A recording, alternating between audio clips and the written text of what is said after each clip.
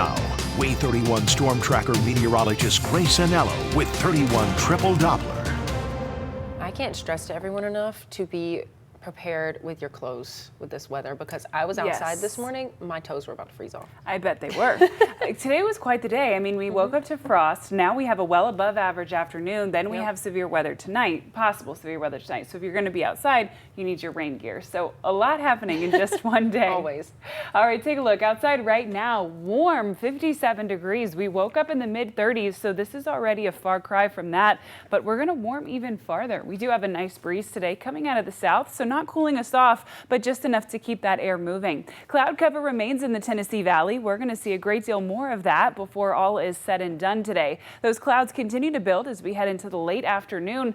We'll reach a high temperature today sitting in the mid 60s. That is above average. After a below average morning, we have an above average afternoon. Later this evening, we'll welcome in rain. For right now, 11:20 on your Wednesday, 31 Triple Dopplers calm. Just showing those pockets of cloud cover, but a whole lot more headed our way, all ahead of rain and storms, possible severe storms. Almost all of us are in a level 1 out of 5 risk for severe weather. When we spoke this morning, this was coming just shy of Sand Mountain. Now it is also including Sand Mountain. All modes of severe weather are possible tonight, but the threat itself is rather isolated. What I mean by that, we could see hail, gusty wind, even a slight rotation to some things. However, we're not talking about a widespread outbreak. 1 or 2 storms that develop will end up being severe. The rest of us will just see rain and maybe 1 or 2 rumbles of thunder. And I told you this morning that risk we were in tomorrow, a brief level 1 out of 5 for our southeastern counties, didn't really have a lot of merit. Well, the SPC agreed with me. They took that out of our region. So we're just talking about that risk overnight tonight. The clouds continue to build late afternoon after lunchtime.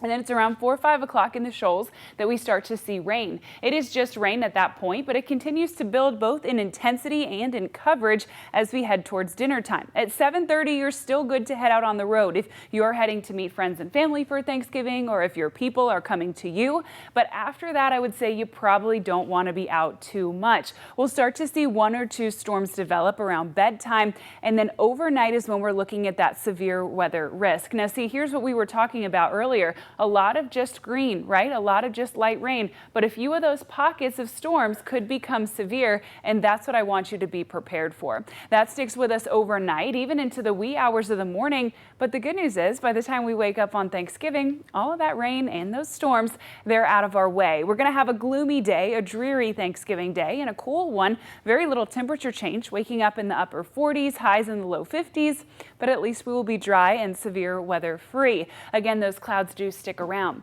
So it's the story of the rain and the storms tonight, then the clouds tomorrow. When you first wake up Friday, we're in the mid 30s. When you wake up Saturday and into next week, the temperatures are in the 20s. So now we're talking about having to drip your pipes, having to put faucet covers on the outside of the house so your pipes don't freeze. That's what's following us into next week. It's coming with a whole lot of sunshine, but it doesn't do much for us. Even in the afternoon, we're talking high temperatures in the 40s and 50s. So it is going to be a cold one, to say the least.